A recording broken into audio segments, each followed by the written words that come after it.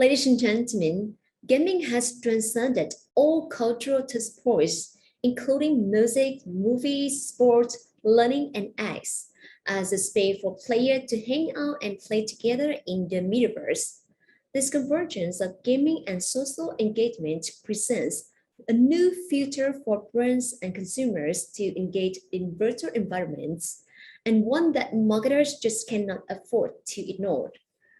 For to be disclosed in this panel, please join me in welcoming our moderator, Mrs. Christy Toomer, Managing Partner at Microsoft Vietnam, and the panelists.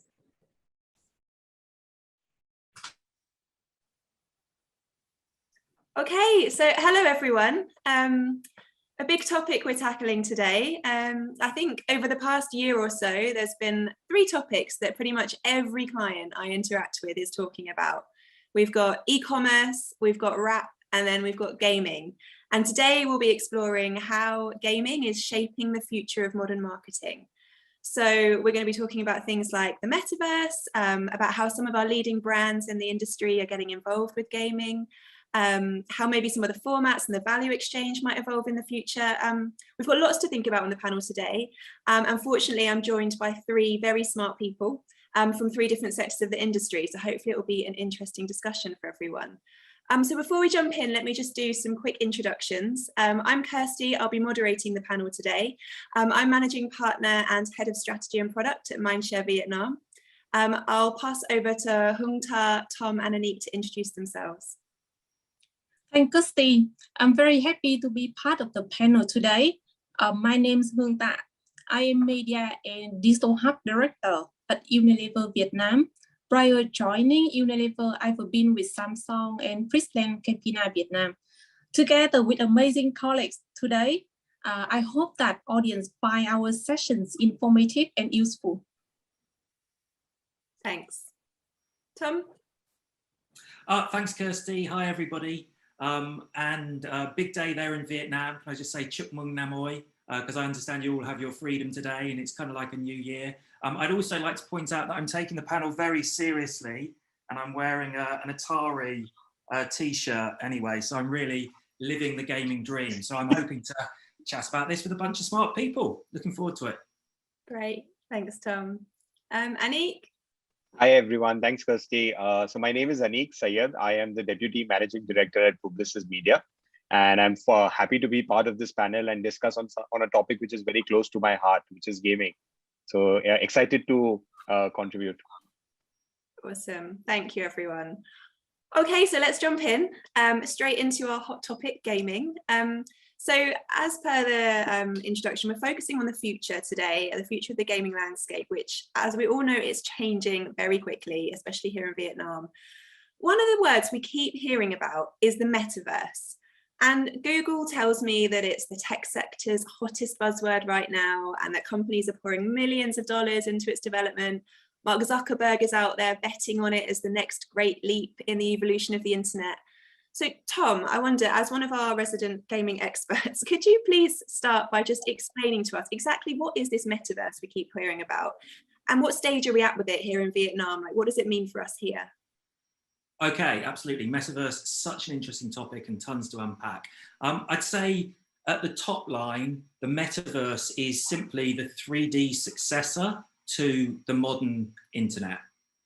So you can think of the metaverse as being the transition from Web 2. So Web 2 was an era of the internet that was defined by social media, social growth, and centralized platforms. And the metaverse, or Web 3, is defined by decentralized platforms and really driven by gaming. So Web 3 is the era of gaming. I think there's a bit more in there. I can put a bit more color around it. So the metaverse is a shared, persistent, virtual 3-dimensional space or series of virtual spaces that you experience as an avatar or a digital version of yourself. So 3D is really important because it makes it more like the real world. I think as much as I love scrolling through feeds of other people's pictures on Instagram or whatever, actually it's much more sociable and human to be hanging out in a 3D space. Shared, I mean, we'll share that space to do everything from shopping to playing. That's why gaming is so important, working, earning, everything will happen in that shared space. Persistent is really important because when we leave it, it doesn't go away. Our friends will still be hanging out there and we'll go back to meet up with them again in the metaverse. And then that concept of the digital version of ourselves, the avatar, is also super important. We get into lots of other lovely topics there like NFTs, but much more than social profile pictures, those NFTs will become our identity. We can think about that as identity 2.0. And for that identity, we'll want to buy lots of other things, houses, art, luxury goods. So in many ways, Web3 represents a shift from buying things online to buying online things. So big, big changes for brands. And the final thing that I just want to cover is a lot of people will have seen the pictures of Mark Zuckerberg with VR goggles strapped to his face. I don't think that's the metaverse, and that's not what the metaverse is going to be. Nobody wants to walk around with virtual reality goggles strapped to their face. That sounds horrible. I think the metaverse will be on phone screens, laptop screens, screens on our houses, smart devices, augmented reality, lots of places, and will exist in a mix of physical and digital spaces. So hopefully that helps, although tons of buzzwords in there, but difficult to get away from that when we're talking about something so new. Sure. Wow. So yeah, it sounds huge. I'm certainly enlightened. So thank you, Tom. So with that said, let's move a little bit to talk about Vietnam and the brands that we have here in Vietnam and how some of them are starting to maybe take advantage of some of these changes that you just talked about in the evolution. So I'd like to pass to Hung Ta now and ask you, so obviously your background, you have experience across kind of low involvement categories like FMCG, as well as high involvement categories like electronics. So from your perspective, could you just share your opinion and a few tips around how you see brands in Vietnam at the moment, considering how to use gaming in their marketing plans? Kind of what tips and what point of view do you have on that? Wow. Thank you very much for the interesting questions, Kirsty. I'm wondering if you are in touch with my CEO actually, because once I was asked by her with the same kinds of the questions. Exactly what would be the role of game in our communication strategies? For us as the marketeers, part of our job to connect with our consumer wherever they are. Then it is, as the Tom says, and also the Vietnam gaming data, it is undeniable that gaming is a perfect platform for brand awareness and also engagement at scale. At the same time, we hear a lot with a very normal terms, for example, like in-game banner, esports, merchandising, gamifications, and now metaverse. But for marketeers like us, how should brand actually participate into it? It is kind of lost. In my opinions, I would say that perhaps we can, look into that as a two kinds of the aspect. The first one, traditionally, we start from the consumer. But for us, we can look into, do they play game? Do they watch game? So we define the role whether they are the viewer or players. Then choose the right gaming environments to communicate with them. The second aspect would be, perhaps we should categorize the type of the game execution that the brand can blend in. So in my opinion, I would categorize it into advertising, simple digital media inventories for brand awareness.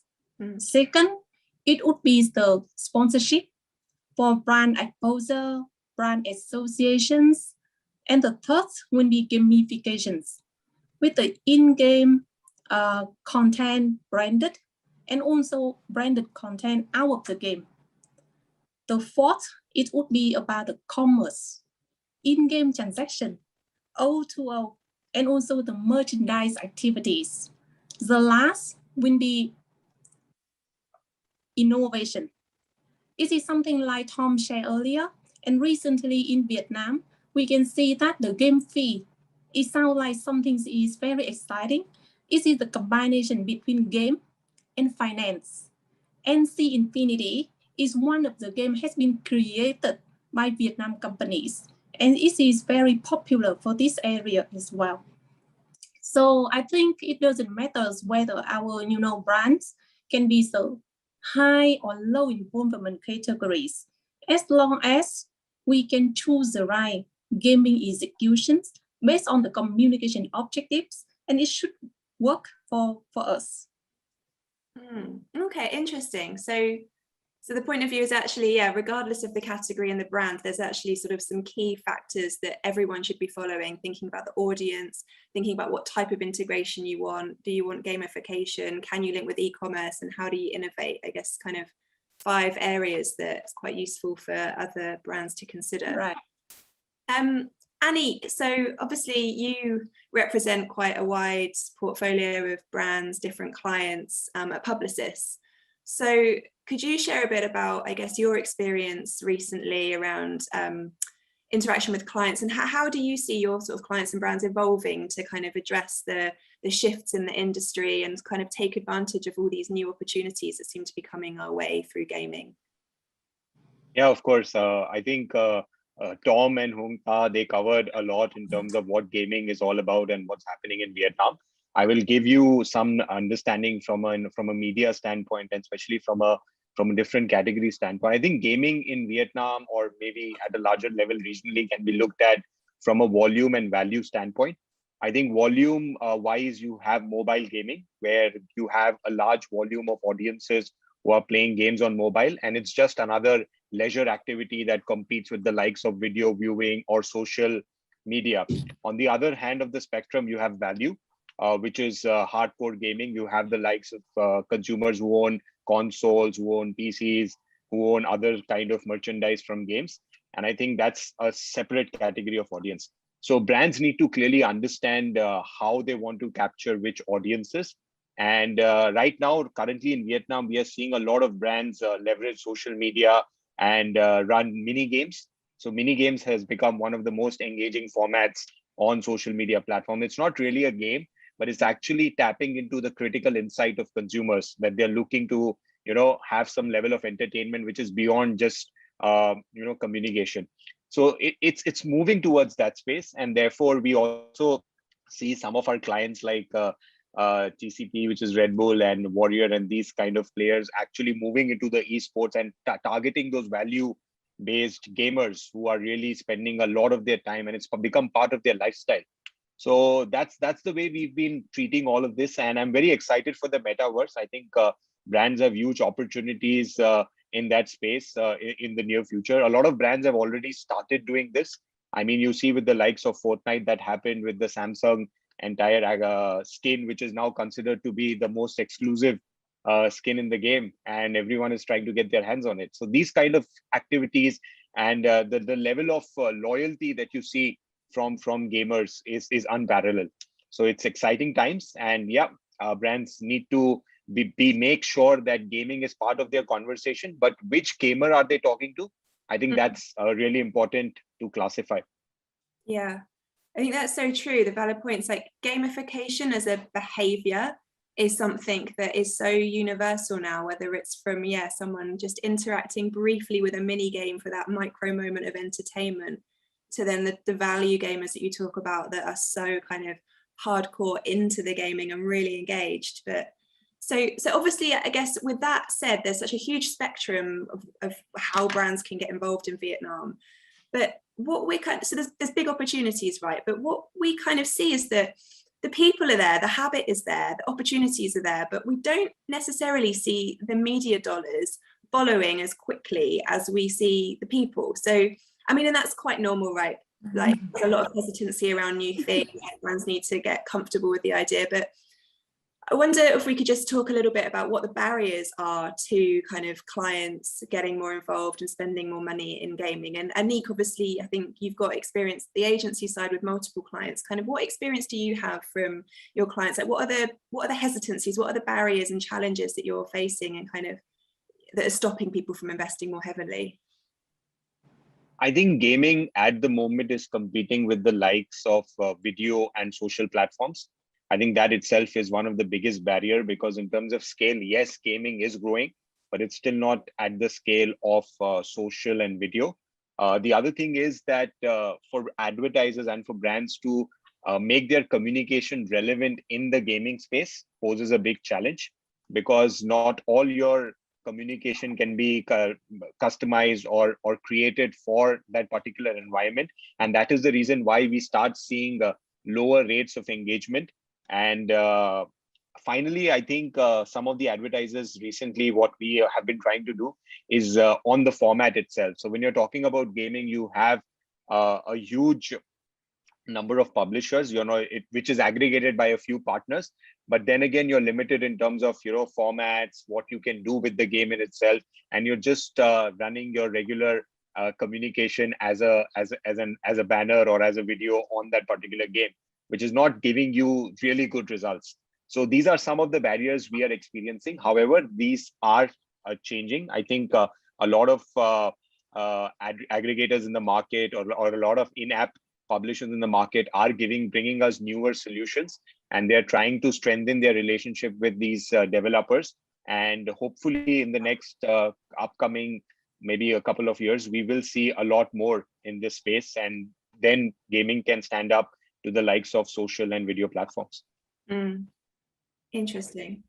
I guess I kind of want to put the same question to Hung Ta. So Anik's talked from his experience, obviously agency side, but obviously you are personally in control of brands, and you've got a lot of experience from having controlled brands across multiple categories. So have you sort of seen those similar barriers and challenges in the past, or are you facing other challenges when you consider kind of how much to invest in gaming from sort of your previous experience? So thanks, Kirsty and Anik. I'm very much enjoying to these kinds of the conversations. I would like to view further from the point that Anik shared earlier. Let's say first, talking about the when the brand invests into something, they will think about the business and the brand impact first.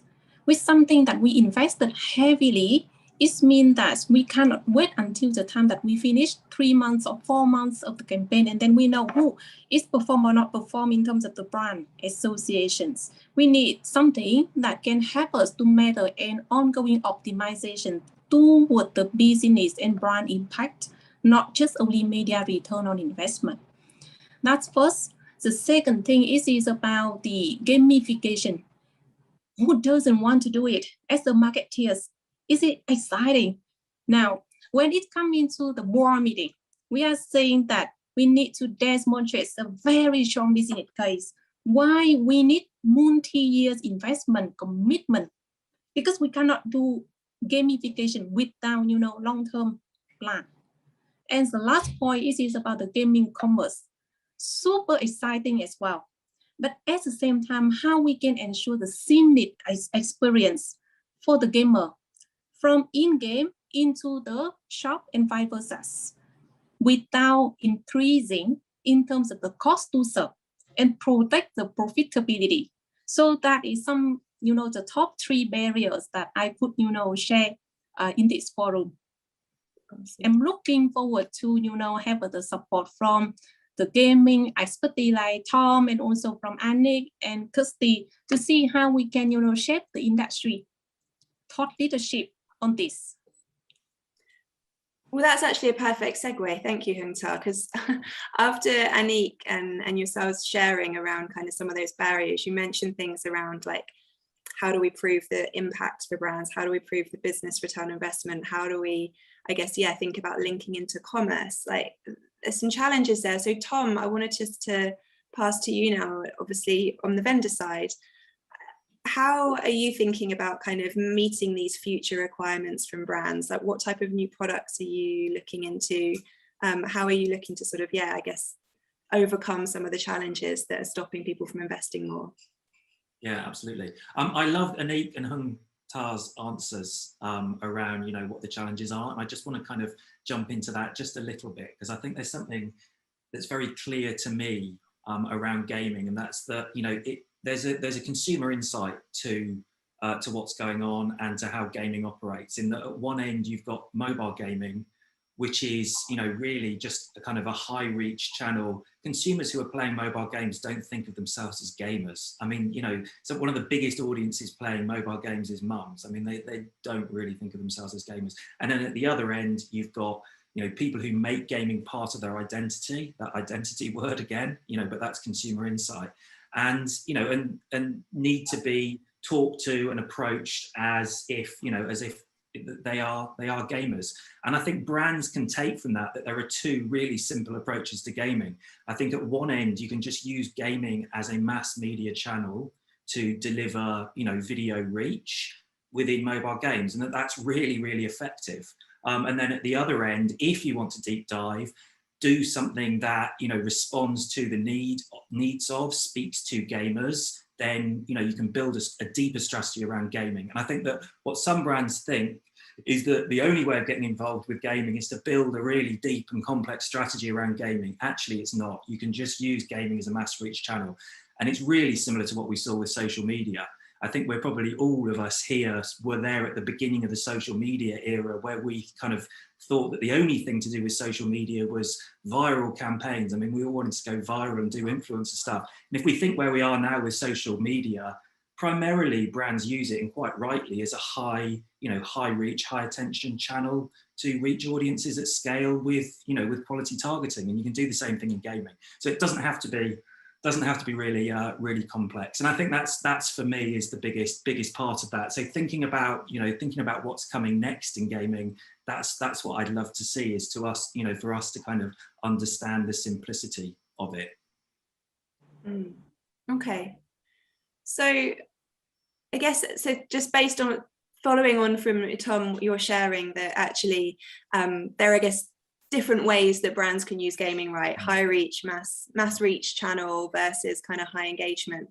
I guess just to Anik and Hungta, kind of how do you, I guess, Anik, do you see more brands looking at it now as like a high reach platform, or are you still having those conversations with clients around how we can do something more in depth? Kind of where do you think the clients in Vietnam are currently at around that? So maybe I would like to go first for these questions.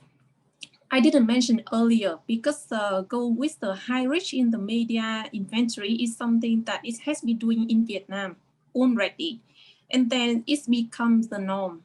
It just always the matter. It is about brand safety, and then you also see the environment in Vietnam when it happened in the January of 2021.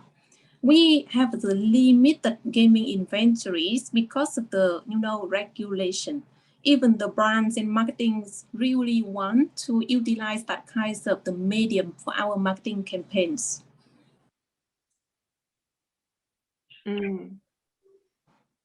So yeah, just to build on Hungta's point, I think she's absolutely right. I think gaming has been part of our media inventories. It's just that we are seeing, like Tom mentioned, there's a lot of buzz around gaming as a platform, and I think advertisers are now asking the question, what next, right? So I think we will be seeing more and more advertisers starting to make relevant messaging around gaming, but it's going to take some time, and I fully agree with Tom.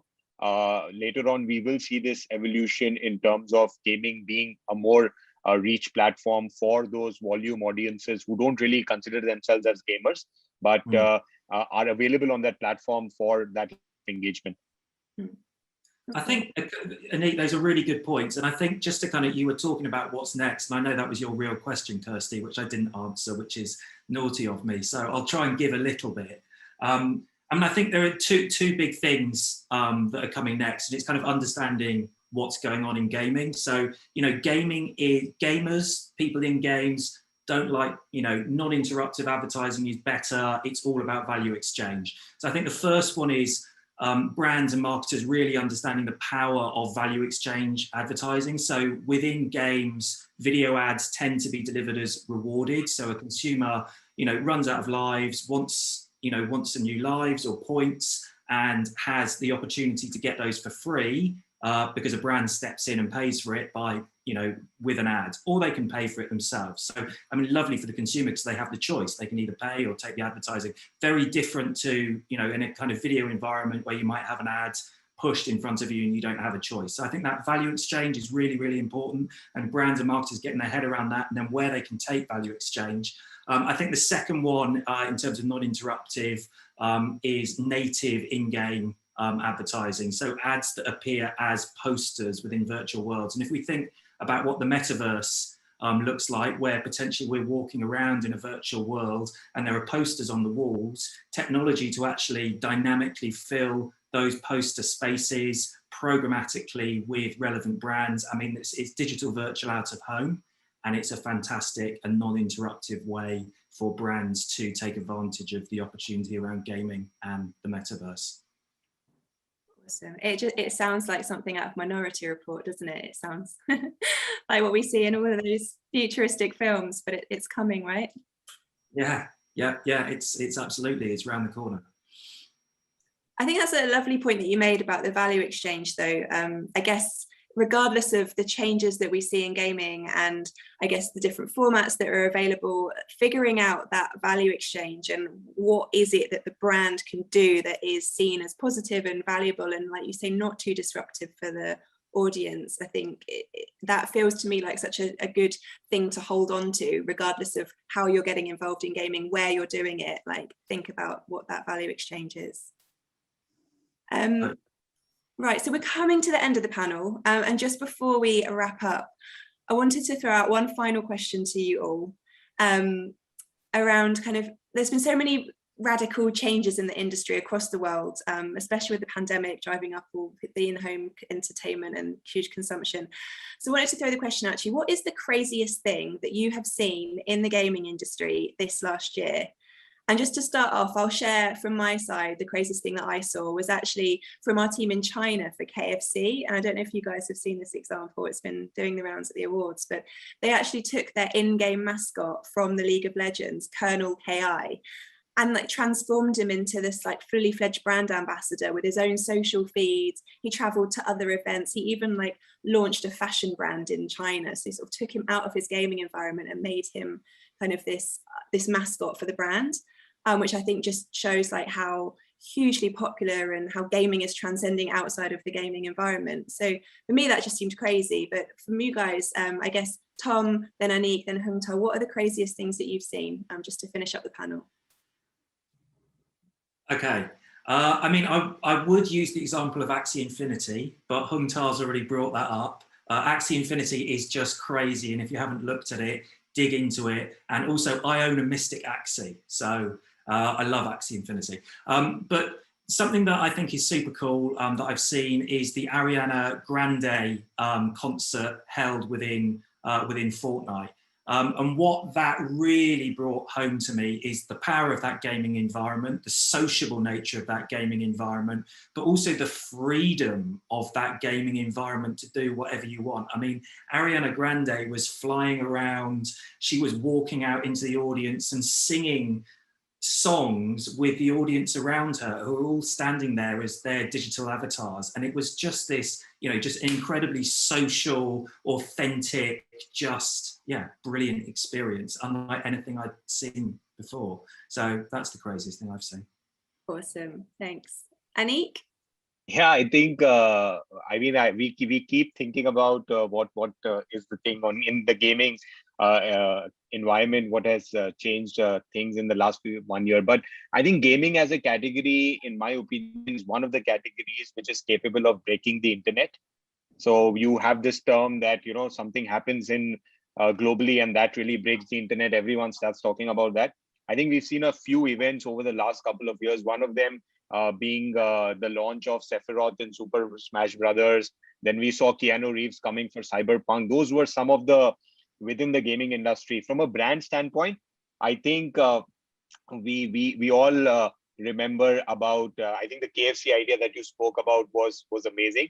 But talking about League of Legends, I think when League of Legends went mobile, I think it was December of last year when they launched the Wild Rift game on mobile. I think that for me was the highlight of the year, because I'm a big League of Legends fan. And for me to have the convenience of not playing on a PC and moving to a mobile phone, I think that for me was the big highlight of the year. Awesome, thank you. So Hungta, just to finish up. You know what? It is super difficult for me because Tom mentions a lot about the NC Infinity already. But for me, I would say that the craziest thing that I learned in these years about gaming is that half of the top 10 game in Vietnam actually has been produced by Vietnam companies. And also including the Axis Infinity that Tom, love about it. So for me, that means that huge opportunities and potential for all of the marketeers in Vietnam when we think about, the gaming in Vietnam itself, and then how we can leverage the powerhouse, the power, of the gaming studio productions in Vietnam later on for our marketing activities. Absolutely. Lovely way to wrap up our panel for Vietnam.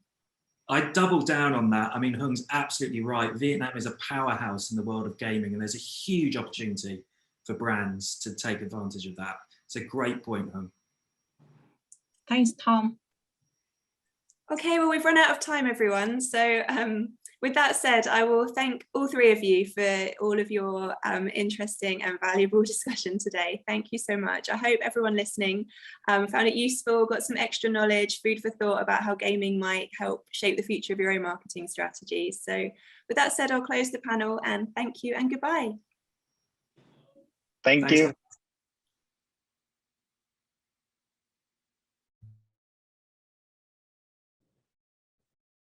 Thank you for your moderator, Mrs. Chrissy Turner, and all the panelists for your wonderful sharing.